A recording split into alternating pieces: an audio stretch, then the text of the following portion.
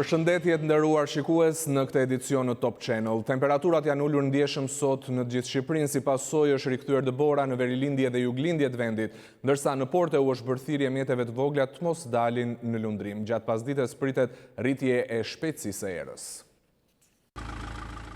Në zonat malore të vendit, në verilindje dhe juglindje është rikthyer dëbora. Siç na njoftojnë korrespondentët tanë në Korçë, Peshkupi dhe Bulqiz, disa centimetra dëbor kanë rënë gjatë natës në qytetet dhe zonat malore rreth tyre.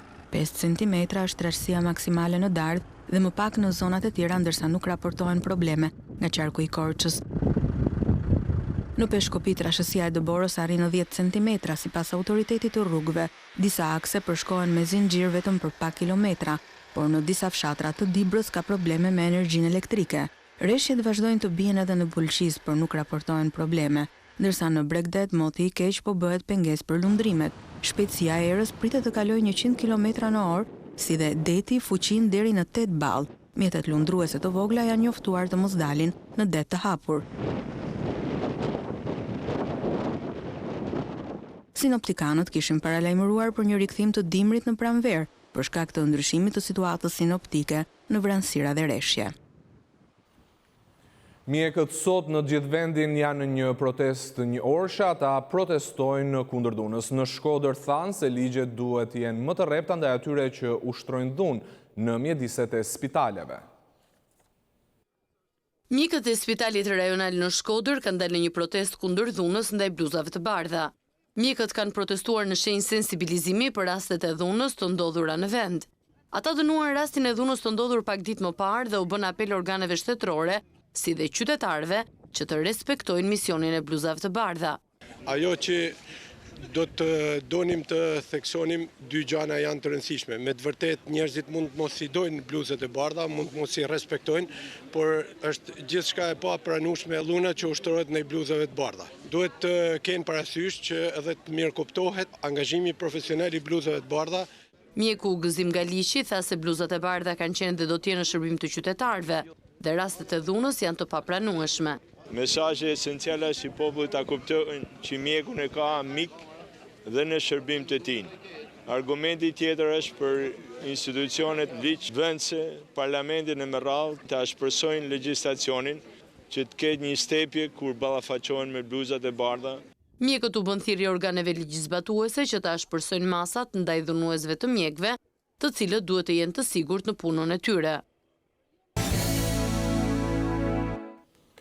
Zbardet vendimi i gjykatës së apelit të krimeve të rënda që i hoqi burgimin për jetë dritandajtit. Top Channel mësoi ekskluzivisht se në afatet e fundit kohore gjyqtarët dorëzuan 269 faqet me argumentat e tyre që sollën ndryshimin e dënimit të 47 vjeçarit, i akuzuar për vrasjen e 4 efektive të policisë 10 vjet më parë. Anila Hoxha ka shfletuar argumentat e 5 gjyqtarëve. E ndjekim. 5 gjyqtarët e deleguar për çështjen ndajti zbardhën dhe dorëzuan vendimin në gjykatën e apelit për krimet e rënda, pikërisht në momentin e fundit kur dhe skadonte afati 30 ditor për dorëzimin e këtij vendimi pranë gjykatës së apelit të krimeve të rënda. Gjyqtarët argumentojnë vendimin se përse ata aplikuan gjykimin e shkurtuar, duke sjellë në këtë mënyrë zbritjen e burgimit të përjetshëm për Dritan Ndajtin dhe dënimin e tij me 25 vite burgim për akuzën e vrasjes së 4 oficerëve të policisë së shtetit. Si argument kryesor sillet jurisprudenca e gjykatës së lartë, jurisprudenca e gjykatës kushtetuese dhe gjykatës europiane të drejtave të njerëzit, që e parasjell rritjen e gjykimit të shkurtuar si një e drejtë për të pandehurit. Me këtë argument, gjyqtarët e apelit thonë se duhet të rrëzuar vendimi i gjykatës së shkallës së parë, e cila kishte kundërshtuar kërkesën e Dritan Ndajtit për gjykim të shkurtuar. Gjykatësit thonë se Dritan Ndajti duhet ta vuajë dënimin me 25 vite burgim në një burg të sigurisë së lartë. Nga ana tjetër, gjyqtarët në vendimin prej 269 faqe rrëzojnë pretendimin e Dritan Ndajtit se ai ishte qelluar gjatë aksionit nga efektiv policie të cilët ai nuk i kishte identifikuar. Kjo kërkesë është e pabazuar, shprehen gjyqtarët, pasi ndjeri Fatos Xhani ka thirrur ndal policia dhe kjo vërtetohet nga dëshmit. por gjykata evidenton si problematike përfshirjen në këtë operacion të njësisë speciale që nuk kishte në fokus arrestimin e personave të rrezikshëm.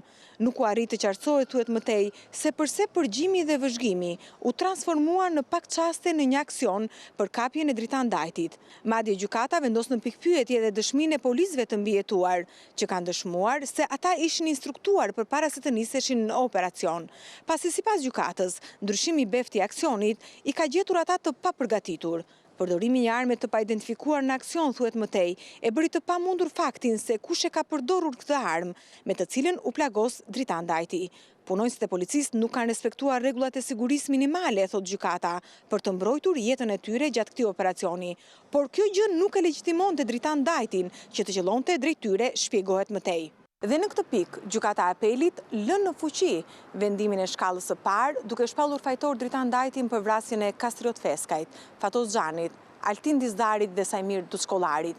Dritandajti shpallet i pafajshëm nga gjykata e apelit për vrasjen e Ledion Marës, i cili sipas gjyqtarëve të apelit u gjen në vatrën e shkëmbimit të zjarrit dhe është qelluar nga një person tjetër dhe jo nga Dritandajti.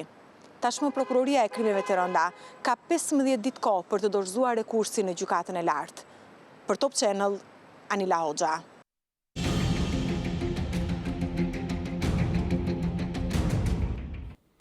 Rudina Hajdari zgjodhi zërin e Amerikës për të zyrtarizuar vendimin e saj për mosdorëzimin e mandatit. Ajo tha se lënia e mandatit nga PD dëmton interesin e Shqipërisë dhe se qëndrimi i saj në parlament është i duhuri për të ardhmen e vendit. Rudina Hajdari thot se nuk i trembet përjashtimit nga PD, pasi familja e saj është e mësuar me këtë gjë.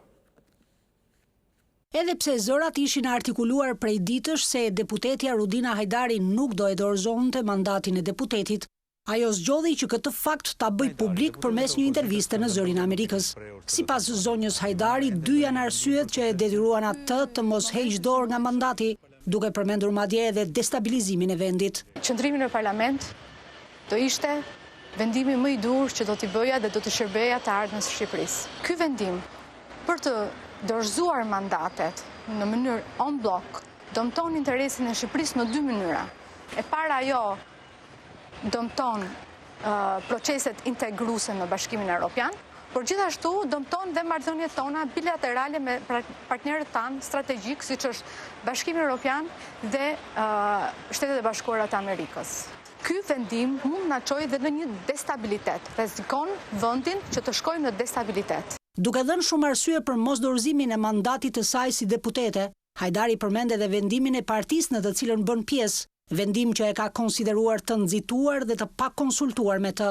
Në momentin që u mor ky vendim, unë nuk kam qenë e pranishme në mbledhjen e Partisë Demokratike. Nuk jam kontaktuar në asnjë lloj forme për të konsultuar mbi këtë vendim. Deputetja demokrate e cila do të jetë në sallën e kuvendit foli edhe për përjashtimin nga partia nëse do të merret një vendim i tillë, si rasti i Myslimurizit. Dua t'i kujtoj Partisë Demokratike që kjo nuk është hera parë që Partia Demokratike përjashton antar apo deputet të saj. Ka ndodhur në familjen time, ka ndodhur madje me timat 2 herë dhe më duhet të theksoj që në ato raste ato janë penduar për këtë lloj vendimi. Partia Demokratike reagoi zyrtarisht në lidhje me vendimin e Rudina Hajdarit për të mos dorëzuar mandatin e deputetes. Sekretari i përgjithshëm Gazmend Bardhi tha se vendimi është personal, ndërsa mandati është i demokratëve. Është e qartë se nga sot ajo nuk përfaqëson më Partinë Demokratike në Parlamentin e Krimit dhe përpasoj nuk është më as antare e Këshillit Kombëtar. Kaq mjafton në rastin e Rudina Hajdarit, çdo vendim statutor është i panevojshëm sepse formalisht ajo nuk rezulton e regjistruar si antare e Partisë Demokratike, thot Gazmend Bardhi. Sipas tij, Azem Hajdari ka qenë, është dhe do të mbetet simboli demokratëve dhe historisë së Partisë Demokratike. Beteja dhe amaneti i tij për liri dhe demokraci është sot më aktual se kur Shqipëria rrezikohet nga një qeveri ilegjitime, kriminale dhe korruptuar. Për këtë amanet Azem Hajdarit foli Kiri Hajdari në protestën e 5 marsit për krah demokratëve që dorëzuan mandatet e deputetëve, deklaron Gazmend Bardhi, i cili bën kështu një ndarje të fëmijëve të Azem Hajdarit. Sakrifica sublime e Azem Hajdarit nuk do të shkojë dëm, thot ai. Shqipëria pret hapjen e negociatave me Bashkimin Evropian, pavarësisht krizës politike me largimin e opozitës nga parlamenti dhe djegjen e mandateve, ministri i jashtëm në detyrë Gent Sakaj është optimist, pasi sipas tij janë plotësuar të gjitha kushtet. Megjithse Shqipëria ka hyrë në një krizë politike, majoranca qeverisëse mendon se nga mbledhja qershorit e Këshillit të Ministrave në Bruksel do të kemi dritjeshile për çeljen e negociatave për antarësim në Bashkimin Evropian. Detajet se ku bazohet ky optimizëm i dha ministri në detyrë për Europën dhe punët e jashtme Gent Sakaj. Ne kemi dorëzuar tashmë kontributin e fundit tek autoritetet e komisionit dhe bazuar në figurat e dorëzuara dhe indikatorët që posedojnë, mbesim shpres plot që rekomandimi i komisionit për hapjen e negociatave do të jetë pozitiv. Sa i përket plotësimit të aspekteve teknike, jemi në një pozicion të konsoliduar dhe trendi pozitiv që ka karakterizuar Shqipërinë vitin e kaluar dhe është filluar ndjeshëm. Gjatë takimit të Këshillit Kombëtar të Integrimit, Sakaj po ashtu deklaroi se deri më tani nuk kemi sinjale për një shtyrje vendimi për te qershorit. Vendimi për shtyrjen e raportit nga ana e komisionit jo detyrimisht do të manifestohet në shtyrje të vendimit politik për hapjet negociatave. Ajo që na mbesim shpresë plot është që vullneti i vendeve të Këshillit do të formohet e do të bazohet mbi të gjeturat e komisionit. Në mungesë të kryetarit të këtij këshilli Gens Polo, Tauland Balla që e drejtoi atë, ishte në një gjatësivale me ministrin në detyrë Gent Sakaj, kur tha se: Unë jam shumë shpresplot që ne do t'i hapim negociatat në qershor të këtij viti. Duhet të vijojmë angazhimin ton shumë intensiv në realizimin e të gjitha detyrimeve që kemi, në mënyrë tillë që i gjithë procesi i vlerësimit që vjen nga komisioni të jetë komprehensiv për gjitha çështjet dhe sigurisht jetë pozitiv. Hapja e vendeve të reja të punës është ngadalësuar dhe kjo ka rritur papunësinë. Instituti i Statistikave raportoi se në 3 mujorin e 4 të vitit kaluar, numri i të punësuarve në ekonomi u ul me 17.000 vet, sipas listë pagesave që bizneset kanë dorëzuar tek tatimet. Klodian Tomori ka bërë një analizë të shifrave. Papunësia në Shqipëri u rrit me 0.1% në 3 mujorin e fundit të vitit kaluar, teksa krijimi i vendeve të punës në ekonomi është ngadalësuar ndjeshëm. Instituti i Statistikave raportoi se në fund të 2018-s shkalla zyrtare e papunësisë arriti 12.3%, nga 12.2 që ishte një 3 mujor më parë. Ky është 3 mujori i parë në 3 vjet që shkalla e papunësisë shënon rritje, pasi nga fundi 2015-s ky tregues ka ardhur vazhdimisht në rënje. Por çfarë ka ndodhur në tregun e punës? Të dhënat e Instat tregojnë se ekonomia nuk po prodhon më punësim. Në fakt, Instat përdor 2 metoda për të matur punësimin. E para është anketa e forcave të punës, e cila mat punësimin përmes sondazheve që Instat kryen pranë një kampioni familjesh të shpërndara nëpër Shqipëri. Sipas kësaj ankete, në 3 muajt e fundit të vitit kaluar, ekonomia shqiptare krijoi gjithsej vetëm 4.000 vende të reja pune, çka përbën një nga ritmet më të ulta të rritjes së punësimit. Por metoda e dytë, ajo e të dhënave administrative, jep një panoramë edhe më të zymt se kjo. Sipas listë pagesave që bizneset dorëzojnë tek tatimet, numri i punësuarve në ekonomi jo vetëm që nuk u rrit në 3 mujorin e 4, por ra me 17.000 vet, ku ulja më e madhe është vënë re tek të punësuarit në biznesin privat. Një pjesë e këtij efekti mund të jetë lidhur me mbylljen e lojrave të fatit, por shkaku kryesor për rritjen e papunësisë duket pafuqia e ekonomisë për të krijuar vende të reja pune. Një tendencë e nisur që në fillim të vitit kaluar, i cili në terma të punësimit rezulton më i dobti në 4 vite. Lindjet e fëmijëve në vitin që kaloi kanë rënë me 17.4%, edhe 2019 ka nisur me shifra shumë të ulta. Arsyeja lidhet me tendencën e grave për të patur 1 ose 2 fëmijë, por më së shumti me emigracionin. Sociologët thonë se po largohen në mas shqiptarët e moshës riprodhuese nga 18 deri në 49 vjeç. Ndjekim për më shumë Alma Demiraj. Numri i bebeve që lindin po reduktohet nga viti në vit. Sipas raportit më të fundit të Instat, lindjet për vitin 2018 kanë rënë 17.4%. Këmban alarmi kjo për qeverinë. Në 1 janar 2019 kemi pothuajse 3.700 meshkuj më pak të moshës nga 0 deri në 4 vjeç dhe gati 3.000 femra më pak të po kësaj moshe, krahasuar me 1 janar 2018, vetëm për shkak se gratë shqiptare kanë ulur numrin e lindjeve. 2 janë arsyet kryesore. E para sepse të rinjtë vendosin të bëhen prindër në një moshë që është më madhe se mosha e të rinjve dikur. Kjo për faktin se ata preferojnë që të forcojnë pozitat e tyre të karrierës paraprakisht dhe më pas të bëhen prindër. Dikur prindrit bënin disa fëmijë. Sot është shumë e vështirë, një lindje dhe 2 është maksimumi. E parë në aspektin social, ulja e numrit të lindjeve është një prirje e vendeve të zhvilluara, por për Shqipërinë, sipas sociologëve, duket e sforcuar, ndërkohë që shumë po emigrojnë dhe shqiptarët po lindin jashtë. Kjo shprehje e sforcuar sepse shumë nëna shqiptare kanë dëshirë të lindin fëmijë, por nuk kanë rrethanat minimale për të lindur dhe për të mirëritur fëmijët. Emigrimi, kryesisht i të rinjve, të moshës, po themi 18 deri 40 vjeç, bën që një pjesë e lindjeve të realizohen jashtë Shqipërisë, po shumica e dërmuesve atyre që lindin jashtë Shqipërisë vështirë të do kthehen në Shqipëri. Kjo hemoragji e madhe e gjakut shqiptar nëpër botë do bëjë që ndoshta në të ardhmen të largët me shumë dhimbje e them, ne do humbim atë do humbim Shqipërinë. Sociologu i njohur Zudi Dervishi propozon dhe çfarë duhet bërë për të shpëtuar nga ky fenomen. Të trajtohet me përparësi kombëtare që nënat që lindin fëmijë për 3 vjet pas lindjes të paguhen me pagë të plotë dhe të mirërisin fëmijën.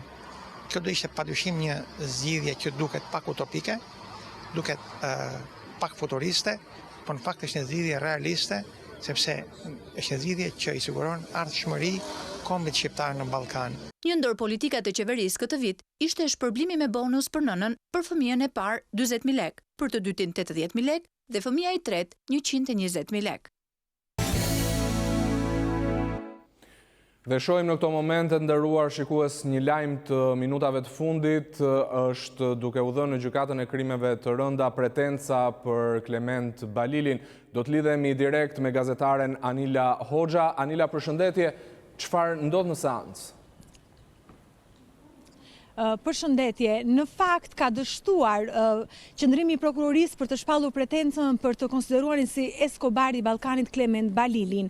Shkak është bërë mungesa e avokatit mbrojtës të Balilit, zotit Theodori Sollaku, i cili ka dorëzuar në gjykatën e krimeve të rënda një raport mjekësor në të cilin ai deklaron se është në pamundësi shëndetësore për të qenë i pranishëm në proces, për sa kohë ka probleme shëndetësore, dhe raporti i dorëzuar nga zoti Sollaku është në fuqi deri në datën 16 mars. Ndërkohë ka refuzuar të jetë i pranishëm edhe Klement Balili, dyshuar për 3 vepra penale që nga grupi kriminal, trafiku i narkotikëve e gjithashtu dhe pastrimi i parave. Klement Balili ka dorëzuar një deklaratë të nënshkruar prej tij pranë autoriteteve të burgjeve, ku pohon se kërkon të mbrohet nga avokati i zgjedhur prej tij zoti Sollaku. Në këto kushte, tha prokurori i çështjes së Nakuçi, kërkon shtyrjen e shpalljes së pretencës dhe konkluzioneve të hetimeve të prokurorisë së krimeve të rënda për një datë tjetër. Kujtoj tu se Klement Balili, konsideruar si Eskobari i Ballkanit, u dorëzua në muajin janar 2019 mbas negociatave me policinë e shtetit, ndërkohë që u zhvillua më pas edhe masa e sigurisë që ishte shpallur prej 2 vitesh në mungesë zotit Balili, ku dhe u vendos arrest me burg. Klement Balili aktualisht mbahet në ambientet e paraburgimit Mine Peza, akuzohet për 3 vepra penale dhe veçanërisht për materiale të dërguara nga autoritetet greke përmes letër porosive, ku Klement Balili flitet dhe thuhet sipas provave se ka koordinuar veprimet e 2 skafistëve për të trafikuar të paktën 700 kg kanabis sativa nga brigjet e Sarandës drejt Zakynthos Greqi. Ndërkohë në seancën e mëparshme, mbas kërkesës së Klement Balilit për të aplikuar ritin e gjykimit shkurtuar, gjykata e pranoi këtë kërkesë në seancë paraprake dhe pritet që mbasi të shpallet pretenca nga ana e prokurorit e Nakuçi të aplikohet gjithashtu edhe zbritja e dënimit me 1/3 e vuajtjes së dënimit, që do thotë që ai përfiton, Klement Balili do të përfitojë gjykimin e shkurtuar dhe benefitet e gjykimit të shkurtuar. Po Ardi. Anila, të falenderoj për këtë informacion të drejt për drejt. Ishim me gazetaren Anila Hoxha, e cila sapo na raportoi se është shtyr pretenca për Klement Balilin.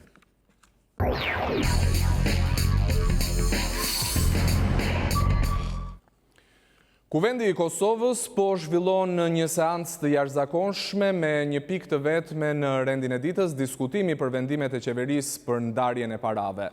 Opozita, e cila ka thirrur seancën, e ka quajtur të pakuptim të mungesën e pjesës dërmuese të deputetëve të koalicionit qeveritar në këtë seancë që e thirrën sepse nuk po merrnin sqarime nga qeveria në rrugë të tjera. Një ndër çështjet që po shqetëson opozitën kosovare është shuma marramendse që qeveria dha për festimet e përvjetorit pavarësisë muajin e kaluar.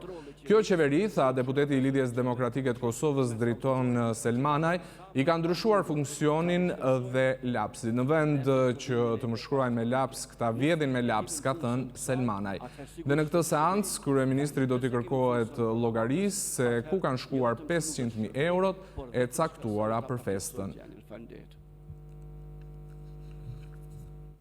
Autoritetet amerikane kanë përshëndetur vendimin e hetimit parlamentar për çështjen e dëbimit të gylenistëve nga Kosova. Ambasada e Shteteve të Bashkuara në Kosovë është rikthyer çështjes së dëbimit të 6 shtetazëve turq duke theksuar se largimi u bë pa një proces të duhur nën pretendimin se kërcënonin sigurinë kombëtare. E përshëndetëm krijimin e një komisioni hetimor parlamentar i cili ka ekspozuar shkeljet ligjore rreth incidentit, pavarësisht përpjekjeve për të penguar punën e tij. Gjetjet e komisionit, të cilat sugjerojnë 31 shkelje ligjore ose procedurale nga Agjencia e Inteligjencës së Kosovës, Ministria e Brendshme dhe institucione të tjera, ngren shqetësime lidhur me mashtrimin e agjencive kryesore të sigurisë, si dhe ndjeshmërinë e sektorit të sigurisë ndaj manipulimit politik, thuhet në deklaratë. Ambasada i ka bërë thirrje institucioneve të Kosovës të kërkojnë përgjegjësi të plotë nga kushdo që shkel ligjin dhe i kujtoi liderëve kosovarë se institucionet e sigurisë duhet të veprojnë vetëm brenda autoritetit të tyre kushtetues. Dëbimi i 6 shtetazëve turq nga Kosova marsin e vitit të kaluar u bë përmes një aksioni të koordinuar ndërmjet shërbimeve të inteligjencës nga Turqia dhe Kosova, por deputetët, presidenti, kryeministri dhe kryetari i kuvendit pretenduan se nuk kishin dieni mbi rastin. Ankaraja dyshon se 6 shtetasit në fjalë janë antarë të organizatës Hizmet të klerikut Fethullah Gülen.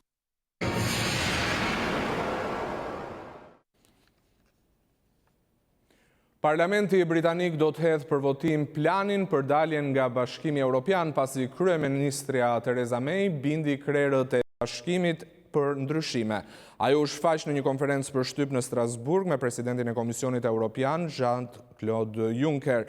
Unë bëra atë që më kërkoi parlamenti, tha May, ndryshimi prek pikën ku përcaktohet e ardhmja e kontrolleve kufitare me Irlandën. Ato do të jenë të përkohshme dhe do të zvendësohen nga një tjetër alternativ vitin e ardhshëm. Por në Londër, laboristët thonë se bisedimet kanë dështuar, ndërsa Juncker tha se nëse nuk votohet edhe ky plan, atëherë nuk do të ketë më një mundësi të tretë për Britaninë e Madhe. Shtetet e Bashkuara të Amerikës do të largojnë personelin diplomatik nga Venezuela pasi situata nuk është më e sigurt për ata. Shtetet e Bashkuara do të tërheqin këtë javë të gjithë stafin diplomatik nga Venezuela dhe shkaku është përkeqësimi i ndjeshëm i gjendjes në vend. Përmes një postimi në Twitter, sekretari i shtetit Mike Pompeo shpjegoi se prania e stafit në Caracas po kthehet në një ngërç për politikën amerikane. Në muajin janar, atëherë kur shpërtheu kriza, urdhri i largimit i mbërriti pjesëtarëve jo të domosdoshëm të personelit diplomatik, ndërsa tani udhëzimi lëshohet për të gjithë. Vendimi për të zbrazur ambasadën erdhi mbrëmjen e së hënës dhe pasoi komentet kritike të Pompeos në drejtim të liderit të shumë diskutuar venezuelian, Nicolas Maduro. Marrëdhëniet mes dy vendeve janë sot në pikën e tyre më të ulët. Shtetet e Bashkuara ishin ndër të parat që e mbështetën liderin e opozitës Juan Guaido, pas vetshpalljes së tij në 23 janar si president i përkohshëm i Venezuelës. Reagimi i Maduros ishte i menjëhershëm. Ai i la diplomatëve amerikan 72 orë kohë për të larguar nga vendi. Por Washingtoni e sfidoi hapur me deklaratën se si ish presidenti nuk kishte më autoritetin ta kërkonte një gjë të tillë. Gjendja në Venezuelë ndërkohë rëndoi dita ditës. Ndërprerjet masive të energjisë elektrike dhe përkeqësimi i krizës humanitare kanë shkaktuar një valë protestash masive, shenjë qartë e faktit që pakënaqësia popullore sa vjen e porritet. Boeing, kompania më e madhe e avionëve në botë, është urdhëruar nga autoritetet e aviacionit amerikan që të rishikojë programin me cilin funksionon Boeing 737 Max. 2 aksidente në 5 muaj kanë ngritur dyshimet për këtë lloj avioni. Administrata e Aviacionit Federal në Shtetet e Bashkuara i ka kërkuar Boeingut të bëjë disa ndryshime të avionëve të tij 737 Max 8. 2 rrëzime brenda 5 muajsh ngritën pikpyetje të mëdha mbi këtë model, megjithatë në Shtetet e Bashkuara ai do të vazhdojë fluturimet.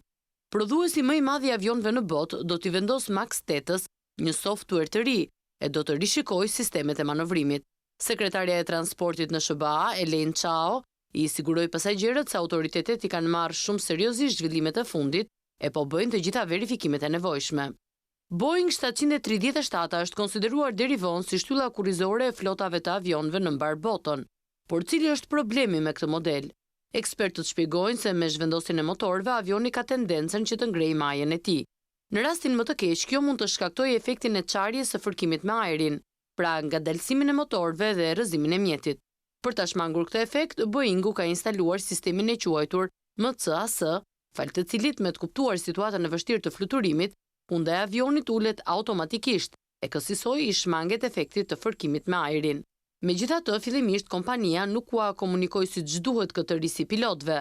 Për këtë arsye, pilotët e avionit të Lion Air, të rrëzuar në Indonezi tetorin e 2018-s, luftuan për minuta të tëra me avionin, që me sa duket gabimisht e vazhdimisht e ulte hundën në mënyrë automatike, ndërsa përpiqeshin për të kundërtën dhe tentonin të fitonin lartësi.